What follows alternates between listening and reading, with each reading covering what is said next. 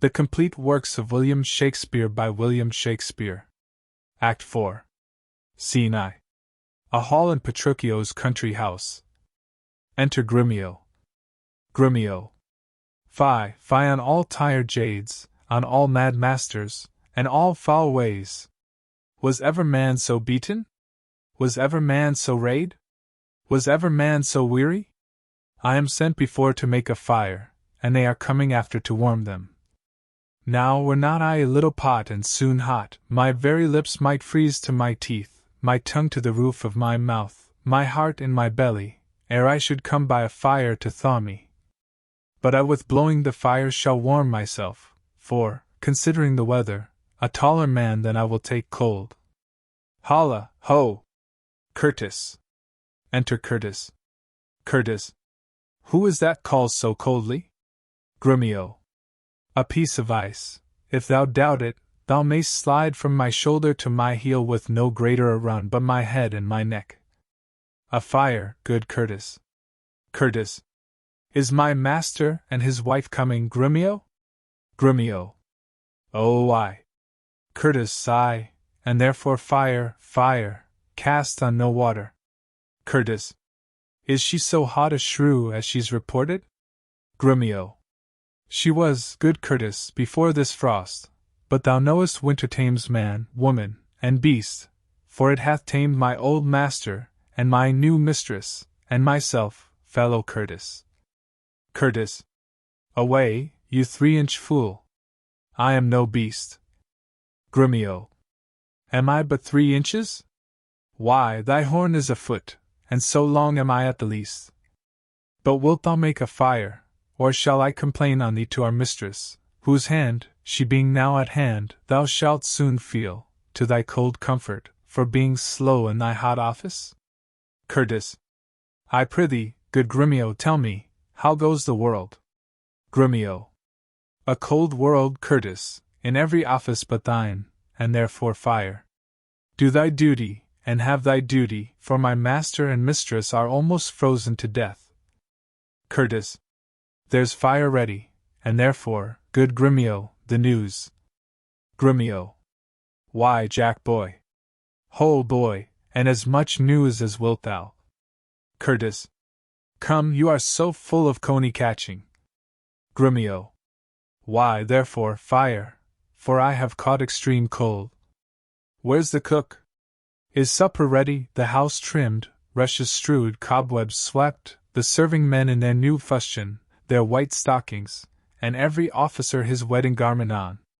Be the jacks fair within, the Jills fair without, and carpets laid, and everything in order? Curtis. All ready, and therefore I pray thee news. Grumio. First, know my horse is tired, my master and mistress fallen out. Curtis. How? Grumio. Out of their saddles into the dirt, and thereby hangs a tail. Curtis. Let's hot, good Grumio. Grumio. Lend thine ear. Curtis. Here. Grumio. Striking him. There. Curtis. This 'tis to feel a tale, not to hear a tale. Grumio. And therefore 'tis called a sensible tale, and this cuff was but to knock at your ear and beseech listening. Now I begin. Imprimis, we came down a foul hill, my master riding behind my mistress, Curtis. Both of one horse? Grumio. What's that to thee? Curtis. Why, a horse. Grumio. Tell thou the tale. But hadst thou not crossed me, thou shouldst have heard how her horse fell, and she under her horse. Thou shouldst have heard in how miry a place, how she was bemoiled, how he left her with the horse upon her, how he beat me because her horse stumbled, how she waded through the dirt to pluck him off me, how he swore, how she prayed, that never prayed before, how I cried, how the horses ran away, how her bridle was burst, how I lost my crupper, with many things of worthy memory, which now shall die in oblivion, and thou return unexperienced to thy grave. Curtis. By this reckoning he is more shrew than she. Grumio. Aye, and that thou and the proudest of you all shall find when he comes home. But what talk I of this? Call forth Nathaniel, Joseph, Nicholas, Philip, Walter, Sugarsop, and the rest.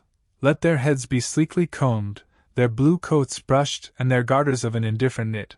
Let them curtsy with their left legs, and not presume to touch a hair of my master's horsetail till they kiss their hands. Are they all ready? Curtis. They are. Grumio. Call them forth. Curtis. Do you hear? Ho! You must meet my master to countenance my mistress. Grumio. Why, she hath a face of her own. Curtis. Who knows not that? Grumio. Thou, it seems, that calls for company to countenance her. Curtis. I call them forth to credit her. Grumio. Why, she comes to borrow nothing of them. Enter 4 or 5 servants. Nathaniel. Welcome home, Grumio. Philip. How now, Grumio? Joseph. What, Grumio? Nicholas. Fellow Grumio. Nathaniel. How now, old lad? Grumio. Welcome you, how now you, what you, fellow you, and thus much for greeting. Now, my spruce companions, is all ready, and all things neat? Nathaniel.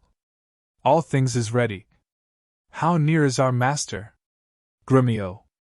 E'en at hand, alighted by this, and therefore be not, cock's passion, silence. I hear my master. Enter Petruchio and Katrina. Petruchio. Where be these knaves? What? No man at door to hold my stirrup nor to take my horse? Where is Nathaniel, Gregory, Philip? All servants. Here, here, sir, here, sir. Petruchio. Here, sir. Here, si. R. Here, sir. Here, sir. You logger-headed and unpolished grooms. What, no attendance? No regard? No duty? Where is the foolish knave I sent before? Grumio. Here, sir, as foolish as I was before. Petruchio. You peasant swain! You whoreson malt-horse drudge! Did I not bid thee meet me in the park, and bring along these rascal knaves with thee? Grumio. Nathaniel's coat, sir, was not fully made, and Gabriel's pumps were all unpinked I the heel. There was no link to color Peter's hat, and Walter's dagger was not come from sheathing. There was none fine but Adam, Ralph, and Gregory. The rest were ragged, old, and beggarly. Yet, as they are, here are they come to meet you. Petruchio. Go, rascals, go and fetch my supper in. Exeunt some of the servants. Where is the life that late I led? Where are those? Sit down, Kate, and welcome. Food, food, food, food. Re-enter servants with supper. Why, when I say. Nay, good sweet Kate, be merry. Off with my boots, you rogues! You villains! When? It was the Friar of Orders Grey, as he forth walked on his way. Out, you rogue! You pluck my foot or I strikes him. Take that, and mend the plucking off the other. Be merry, Kate. Some water here, what, ho! Where's my spaniel Troilus? Sirrah, get you hence and bid my cousin Ferdinand come hither. Exit servant. 1 Kate, that you must kiss and be acquainted with. Where are my slippers? Shall I have some water? Come, Kate, and wash, and welcome heartily. Servant lets the ewer fall. Petruchio strikes him. You whoreson villain! Will you let it fall? Katrina. Patience, I pray you, 'twas a fault unwilling. Petruchio. A whoreson, beetle-headed, flap-eared knave. Come, Kate, sit down. I know you have a stomach. Will you give thanks, sweet Kate, or else shall I? What's this? Mutton? First servant. I. Petruchio. Who brought it? Peter. I. Petruchio. 'Tis burnt, and so is all the meat. What dogs are these? Where is the rascal cook? How durst you, villains, bring it from the dresser, and serve it thus to me that love it not? Throws the meat, etc., at them. There, take it to you, trenchers, cups, and all. You heedless joltheads and unmanaged slaves. What? Do you grumble? I'll be with you straight. Katrina. I pray you, husband, be not so disquiet. The meat was well, if you were so contented. Petruchio. I tell thee, Kate, 'twas burnt and dried away, and I expressly am forbid to touch it, for it engenders choler, planteth anger, and better 'twere that both of us did fast, since, of ourselves are choleric, than feed it with such over-roasted flesh. Be patient, tomorrow tea shall be mended. And for this night we'll fast for company. Come, I will bring thee to thy bridal chamber. Exeunt Petruchio, Katrina and Curtis. Nathaniel. Peter, didst ever see the like? Peter. He kills her in her own humor. Re-enter Curtis. Grumio. Where is he? Curtis. In her chamber, making a sermon of continency to her, and rails, and swears, and rates that she, poor soul, knows not which way to stand, to look, to speak, and sits as one new risen from a dream. Away, away! For he is coming hither. Exeunt. Re-enter Petruchio. Petruchio. Thus have I politically begun my reign, and 'tis my hope to end successfully. My falcon now is sharp and passing empty. And till she stoops she must not be full gored, for then she never looks upon her lure. Another way I have to man my haggard, to make her come, and know her keeper's call, that is, to watch her, as we watch these kites that bait and beat, and will not be obedient. She eat no meat today, nor none shall eat. Last night she slept not, nor tonight she shall not. As with the meat, some undeserved fault I'll find about the making of the bed, and here I'll fling the pillow, there the bolster, this way the coverlet, another way the sheets. Aye, and amid this hurly I intend that all is done in reverent care of her, and, in conclusion, she shall watch all night, and if she chance to nod I'll rail and brawl, and with the clamor keep her still awake. This is a way to kill a wife with kindness, and thus I'll curb her mad and headstrong humor. He that knows better how to tame a shrew, now let him speak, 'tis charity to show. Exit. Scene 2. Padua. Before Baptista's house. Enter Tranio and Hortensio. Tranio. Is 't possible, friend Licio, that Mistress Bianca doth fancy any other but Licentio? I tell you, sir, she bears me fair in hand. Hortensio. Sir, to satisfy you in what I have said, stand by and mark the manner of his teaching. They stand aside. Enter Bianca and Licentio. Licentio. Now, mistress, profit you in what you read? Bianca. What, master, read you? First resolve me that. Licentio. I read that I profess the art to love. Bianca. And may you prove, sir, master of your art. Licentio. While you, sweet dear, prove mistress of my heart. They retire. Hortensio. Quick proceeders, marry. Now tell me, I pray, you that durst swear that your mistress Bianca loved none in the world so well as Lucent. Io. Tranio. O despiteful love! Unconstant womankind! I tell thee, Licio, this is wonderful. Hortensio. Mistake no more, I am not Licio. Nor a musician as I seem to be, but one that scorned to live in this disguise for such a one as leaves a gentleman and makes a god of such a Colion. No, sir, that I am called Hortensio. Tranio.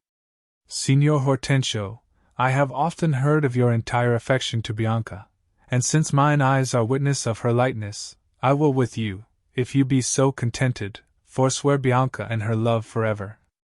Hortensio. See, how they kiss in court! Signor Licentio, here is my hand, and here I firmly vow never to woo her more, but do forswear her, as one unworthy all the former favors that I have fondly flattered her withal. Tranio. And here I take the like unfeigned oath, never to marry with her though she would entreat. Fie on her! See how beastly she doth court him. Hortensio. Would all the world but he had quite forsworn. For me, that I may surely keep mine oath, I will be married to a wealthy widow ere 3 days pass, which hath as long loved me as I have loved this proud disdainful haggard. And so farewell, Signor Licentio. Kindness in women, not their beauteous looks, shall win my love, and so I take my leave, in resolution as I swore before. Exit Hortensio. Licentio and Bianca advance. Tranio. Mistress Bianca, bless you with such grace as longeth to a lover's blessed case. Nay, I have ta'en you napping, gentle love, and have forsworn you with Hortensio. Bianca. Tranio, you jest, but have you both forsworn me? Tranio. Mistress, we have. Licentio. Then we are rid of Licio. Tranio. I' faith, he'll have a lusty widow now, that shall be wooed and wedded in a day. Bianca. God give him joy. Tranio. Aye, and he'll tame her. Bianca. He says so, Tranio. Tranio. Faith, he is gone unto the taming school. Bianca. The taming school? What, is there such a place? Tranio. Aye, mistress, and Petruchio is the master, that teacheth tricks 11 and 20 long, to tame a shrew and charm her chattering tongue. Enter Biondello, running. Biondello. O master, master! I have watched so long that I am dog-weary, but at last I spied an ancient angel coming down the hill will serve the turn. Tranio. What is he, Biondello? Biondello. Master, a mercatant or a pedant, I know not what, but formal in apparel, in gait and countenance surely like a father. Licentio. And what of him, Tranio? Tranio.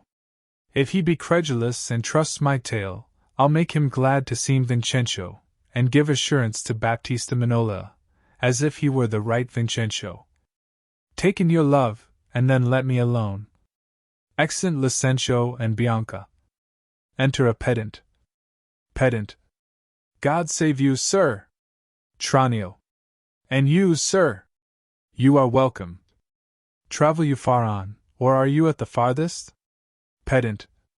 Sir, at the farthest for a week or 2, but then up farther, and as far as Rome, and so to Tripoli if God lend me life. Tranio. What countryman, I pray? Pedant. Of Mantua. Tranio. Of Mantua, sir? Marry, God forbid, and come to Padua, careless of your life. Pedant. My life, sir? How, I pray? For that goes hard. Tranio. 'Tis death for anyone in Mantua to come to Padua. Know you not the cause? Your ships are stayed at Venice, and the Duke, for private quarrel 'twixt your Duke and him, hath published and proclaimed it openly. 'Tis marvel, but that you are but newly come you might have heard it else proclaimed about. Pedant. Alas, sir! It is worse for me than so, for I have bills for money by exchange from Florence, and must here deliver them. Tranio. Well, sir, to do you courtesy, this will I do, and this I will advise you. First, tell me, have you ever been at Pisa? Pedant. Aye, sir, in Pisa have I often been, Pisa renowned for grave citizens. Tranio. Among them know you one Vincencio? Pedant. I know him not, but I have heard of him, a merchant of incomparable wealth. Tranio. He is my father, sir, and sooth to say, in countenance somewhat doth resemble you. Biondello. Aside. As much as an apple doth an oyster, and all one. Tranio. To save your life in this extremity, this favor will I do you for his sake, and think it not the worst of all your fortunes that you are like to Sir Vincencio. His name and credit shall you undertake, and in my house you shall be friendly lodged. Look that you take upon you as you should. You understand me, sir, so shall you stay till you have done your business in the city. If this be courtesy, sir, accept of it. Pedant. Oh, sir, I do, and will repute you ever the patron of my life and liberty. Tranio. Then go with me to make the matter good.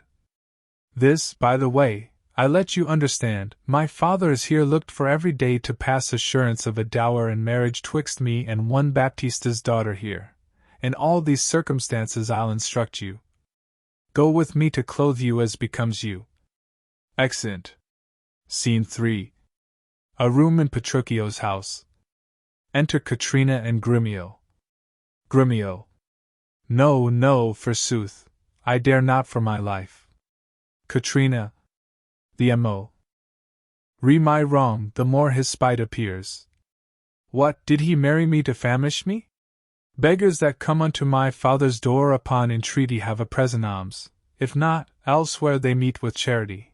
But I, who never knew how to entreat, nor never needed that I should entreat, am starved for meat, giddy for lack of sleep, with oaths kept waking, and with brawling fed. And that which spites me more than all these wants, he does it under name of perfect love, as who should say, if I should sleep or eat 'twere deadly sickness, or else present death. I prithee go and get me some repast, I care not what, so it be wholesome food. Grumio. What say you to an eat's foot? Katrina. 'Tis passing good, I prithee let me have it. Grumio. I fear it is too choleric a meat. How say you to a fat tripe finely broiled? Katrina. I like it well, good Grumio, fetch it me. Grumio. I cannot tell, I fear 'tis choleric. What say you to a piece of beef and mustard? Katrina. A dish that I do love to feed upon. Grumio. Aye, but the mustard is too hot a little. Katrina. Why then the beef, and let the mustard rest. Grumio. Nay, then I will not, you shall have the mustard, or else you get no beef of Grumio. Katrina. Then both, or one, or anything thou wilt. Grumio. Why then the mustard without the beef. Katrina. Go, get thee gone, thou false deluding slave, beats him. That feeds me with the very name of meat. Sorrow on thee and all the pack of you that triumph thus upon my misery. Go, get thee gone, I say. Enter Petruchio with a dish of meat, and Hortensio. Petruchio. How fares my Kate? What, sweeting, all amort? Hortensio. Mistress, what cheer? Katrina. Faith, as cold as can be. Petruchio. Pluck up thy spirits, look cheerfully upon me. Here, love, thou sayest how diligent I am, to dress thy meat myself, and bring it thee, sets the dish on a table. I am sure, sweet Kate, this kindness merits thanks. What? Not a word? Nay, then thou lov'st it not, and all my pains is sorted to no proof. Here, take away this dish. Katrina. I pray you let it stand. Petruchio. The poorest service is repaid with thanks, and so shall mine, before you touch the meat. Katrina. I thank you, sir. Hortensio. Signor Petruchio, fie! You are to blame. Come, Mistress Kate, I'll bear you company. Petruchio. Aside. Eat it up all, Hortensio, if thou lovest me. Much good do it unto thy gentle heart. Kate, eat apace, and now, my honey love, will we return unto thy father's house and revel it as bravely as the best, with silken coats and caps, and golden rings, with ruffs and cuffs and farthingales and things, with scarfs and fans and double change of bravery, with amber bracelets, beads, and all this knavery. What? Hast thou dinned? The tailor stays thy leisure, to deck thy body with his ruffling treasure. Enter tailor. Come, tailor, let us see these ornaments. Lay forth the gown. Enter haberdasher. What news with you, sir? Haberdasher. Here is the cap your worship did bespeak. Petruchio. Why, this was moulded on a porringer, a velvet dish, fie, fie. 'Tis lewd and filthy, why, 'tis a cockle or a walnut shell, a knack, a toy, a trick, a baby's cap, Away with it. Come, let me have a bigger. Katrina. I'll have no bigger. This doth fit the time, and gentlewomen wear such caps as these. Petruchio. When you are gentle, you shall have one too, and not till then. Hortensio. Aside, that will not be in haste. Katrina. Why, sir, I trust one may have leave to speak, and speak I will. I am no child, no babe. Your betters have endured me say my mind, and if you cannot, best you stop your ears. My tongue will tell the anger of my heart, or else my heart, concealing it, will break, and rather than it shall, I will be free even to the uttermost, as I please in words. Petruchio. Why, thou say'st true, it is a paltry cap, a custard coffin, a bauble, a silken pie. I love thee well in that thou lick'st it not. Katrina. Love me or love me not, I like the cap, and it I will have, or I will have none. Exit haberdasher. Petruchio. Thy gown? Why, I come, tailor, let us seat. O mercy, God! What masking stuff is here? What's this? A sleeve? 'Tis like a demi-cannon. What, up and down, carved like an apple tart? Here's snip and nip and cut and slish and slash, like to a censer in a barber's shop. Why, what a devil's name, tailor, call'st thou this? Hortensio. Aside, I see she's like to have either cap nor gown. Tailor.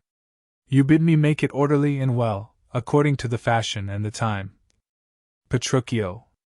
Marry, and did, but if you be remembered, I did not bid you mar it to the time. Go, hop me over every kennel home, for you shall hop without my custom, sir. I'll none of it, hence. Make your best of it. Katrina. I never saw a better fashioned gown, more quaint, more pleasing, nor more commendable. Belike you mean to make a puppet of me. Petruchio. Why, true, he means to make a puppet of thee. Tailor. She says your worship means to make a puppet of her. Petruchio. O Mons. Rouse arrogance.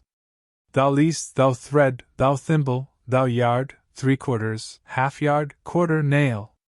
Thou flea, thou knit, thou winter cricket, thou braved in mine own house with a skein of thread. Away! Thou rag, thou quantity, thou remnant, or I shall so bemeet thee with thy yard as thou shalt think I'm prating whilst thou liv'st. I tell thee, that thou hast marred her gown. Tailor. Your worship is deceived, the gown is made just as my master had direction. Grumio gave order how it should be done. Grumio. I gave him no order, I gave him the stuff. Tailor. But how did you desire it should be made? Grumio. Marry, sir, with needle and thread. Tailor. But did you not request to have it cut? Grumio. Thou hast faced many things. Tailor. I have. Grumio. Face not me. Thou hast braved many men, brave not me. I will neither be effaced nor braved. I say unto thee, I bid thy master cut out the gown, but I did not bid him cut it to pieces, ergo, thou least. Tailor. Why, here is the note of the fashion to testify. Petruchio. Read it. Grumio. The note lies in S' throat, if he say I said so. Tailor. Imprimis, a loose-bodied gown. Grumio. Master, if ever I said loose-bodied gown, sew me in the skirts of it, and beat me to death with a bottom of brown thread. I said a gown. Petruchio. Proceed. Tailor. With a small compassed cape. Grumio. I confess the cape. Tailor. With a trunk sleeve. Grumio. I confess 2 sleeves. Tailor. The sleeves curiously cut. Petruchio. Aye, there's the villainy. Grumio. Error I the bill, sir, error I the bill. I commanded the sleeves should be cut out, and sewed up again, and that I'll prove upon thee, though thy little finger be armed in a thimble. Tailor. This is true that I say, and I had thee in place where thou shouldst know it. Grumio. I am for thee straight, Take thou the bill, give me thy meat yard, and spare not me. Hortensio. God a mercy, Grumio. Then he shall have no odds. Petruchio. Well, sir, in brief, the gown is not for me. Grumio. You are either right, sir, 'tis for my mistress. Petruchio. Go, take it up unto thy master's use. Grumio. Villain, not for thy life. Take up my mistress' gown for thy master's use. Petruchio. Why, sir, what's your conceit in that? Grumio. Oh, sir, the conceit is deeper than you think for. Take up my mistress' gown to his master's use. Oh, fie, fie, fie. Petruchio. Aside, Hortensio, say thou wilt see the tailor paid. To tailor. Go take it hence, begone, and say no more. Hortensio. Aside to tailor. Tailor, I'll pay thee for thy gown tomorrow.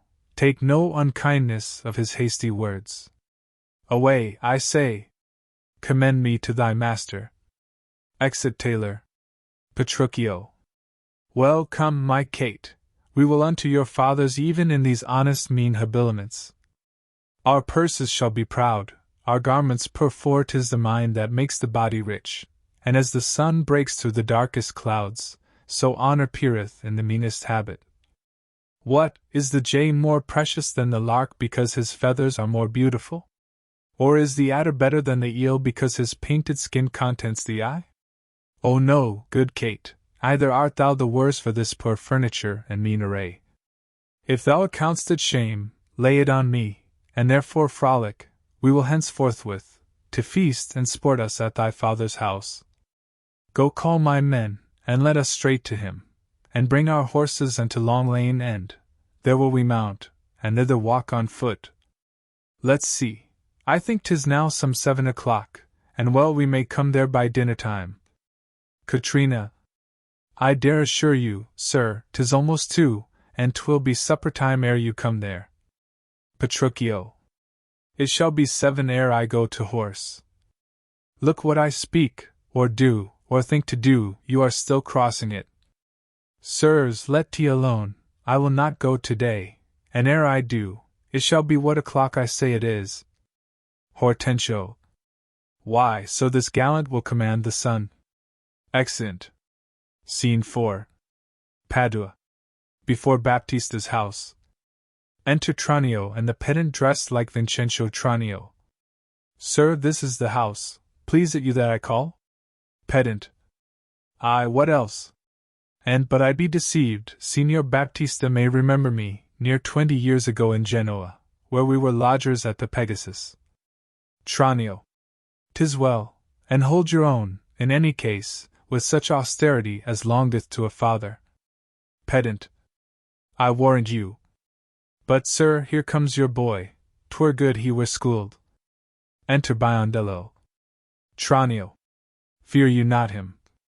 Sirrah Biondello, now do your duty throughly, I advise you. Imagine 'twere the right Vincenzo. Biondello. Tut! Fear not me. Tranio. But hast thou done thy errand to Baptista? Biondello.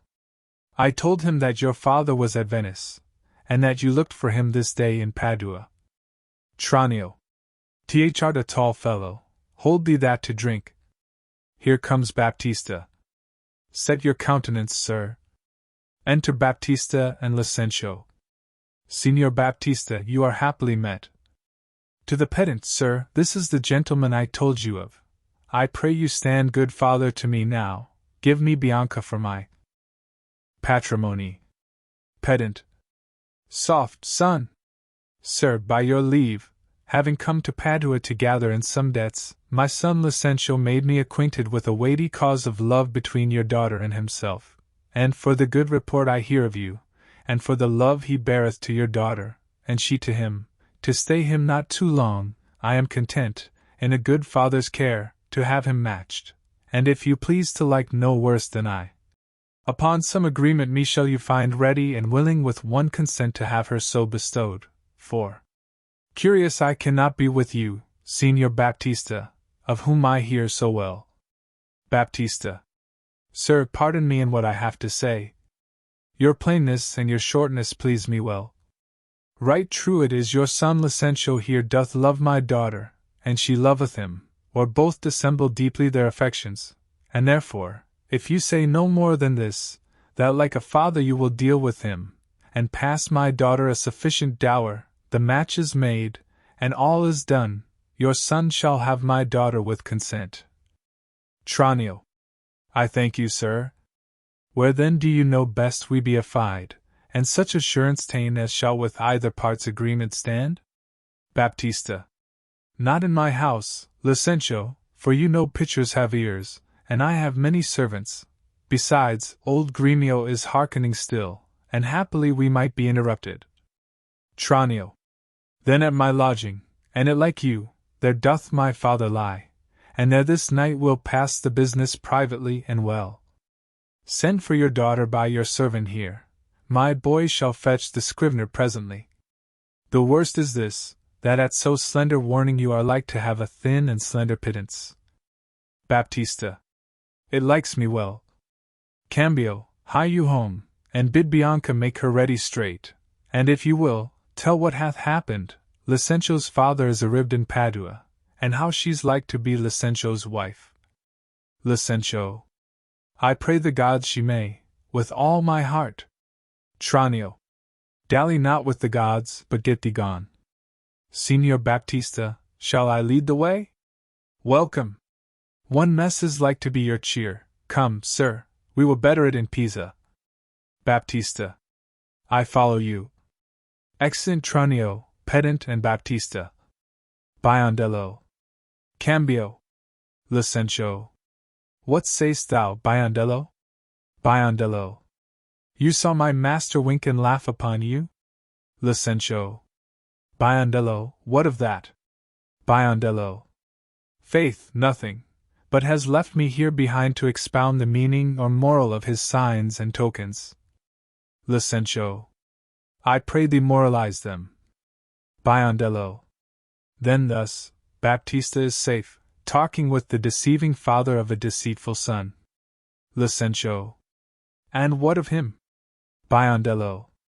His daughter is to be brought by you to the supper. Licentio. And then? Biondello.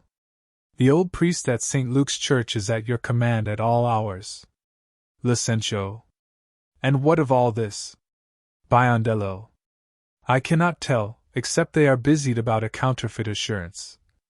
Take your assurance of her, cum privilegio ad imprimendum solemn, to the church. Take the priest, clerk, and some sufficient honest witnesses.